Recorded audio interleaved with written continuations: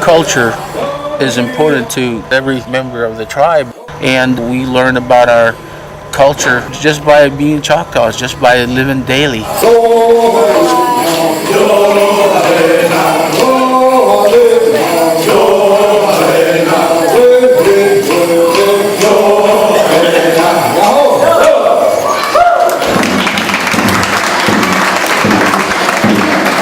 Choctaws lived with a society that was complex. They were mostly agricultural. A lot of them knew how to farm. They were pretty good at it, so they just worked for the white people and got their food that way so that they could survive. A lot of the Choctaws work as sharecroppers, and my family was one of them, where we had to go out in the field and chop cotton or corn.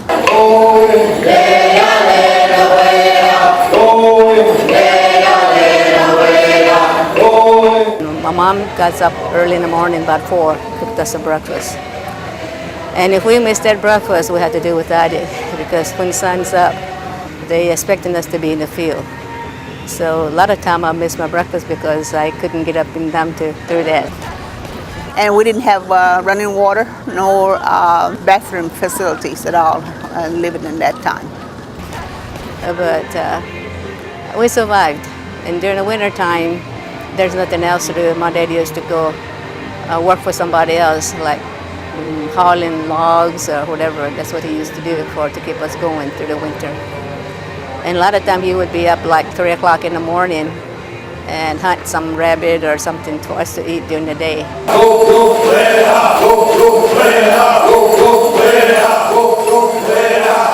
Once they start building the new hut houses, that's where my mama started living, where going to the factory job, working. Like Carthage is about 25 miles from here. That's how she bring in money to pay the rent. So when I was 7 years old, I went to school. I didn't know any English at all. And the teachers were, of course, they were all English. And there's English-speaking people. My grandma, she tended to keep talking to us in our language. And she always said, Choctaw Chickion, you're Choctaw. You can see us and identify us as Indian people, but in order to identify us as Choctaw people, you have to see the language we're using. So we've tried to embed it into our children. If you say you're Choctaw, you must be able to speak the language.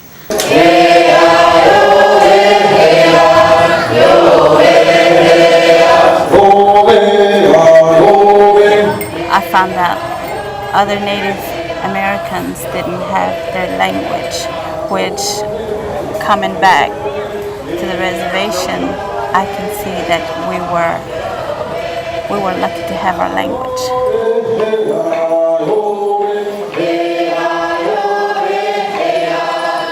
This is a part of my culture, being able to speak in my language, which is Choctaw. 97% of the 4 and 5-year-olds that I tested are non-Choctaw speakers. And that's one thing I don't want to do, is just lose our language. This is part of our identity as the Choctaw people. That means you're Choctaw, you're supposed to speak Choctaw. Things that took to Conica, because 15 years old only Fukaliga go mamas, but she took 15, Well, she said she doesn't really remember when she was young, when she was a child as she was growing up. But at the time she could remember, she was 15 years old when her mother taught her how to sew the dress.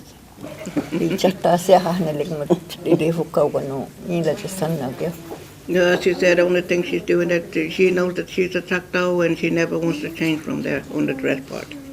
We speak English, we speak Choctaw, and we we understand each culture, but what is so important about the Choctaw culture is the many things that we have attained from what is passed on to us from generation to generation.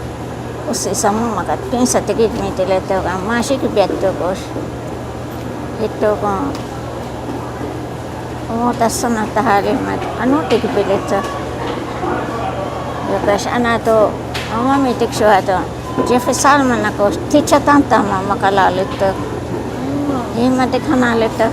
She says that her mother, she made baskets, and when she was growing up, she saw her mother's work and she started learning. Then she got more interested with Jeffy Solomon's work, and she became a basket maker. We try everything to preserve our culture by, for one example, is the Choctaw Indian Fair. We got kids of different ages that wants to learn how to weave baskets. But instead of using real cane, we came up with hop cleaners. So that's what we're using to teach these that wants to learn how to weave baskets. The fair itself, kind of like a homecoming. This is just bringing together of all facets of Choctaw culture all at one time.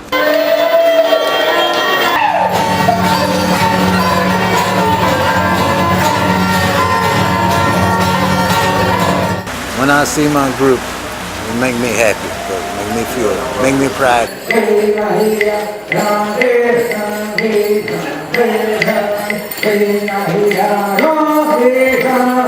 My dad was a dancer, and he danced during the fair time. That's how I remember it. I don't know how many students has through my teaching, and then I sat there this week seeing their kids was out there dancing, and then some of them had their own group. This is something that I was hoping that it would be done.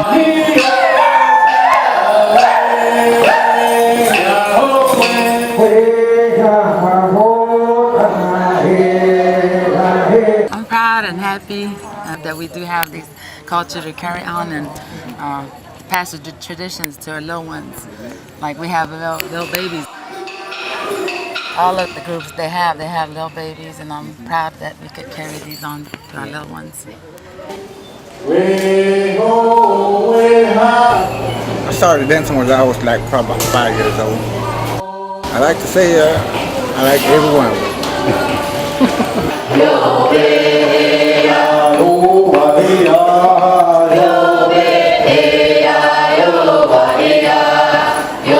I learned it from my grandmother and grandpa.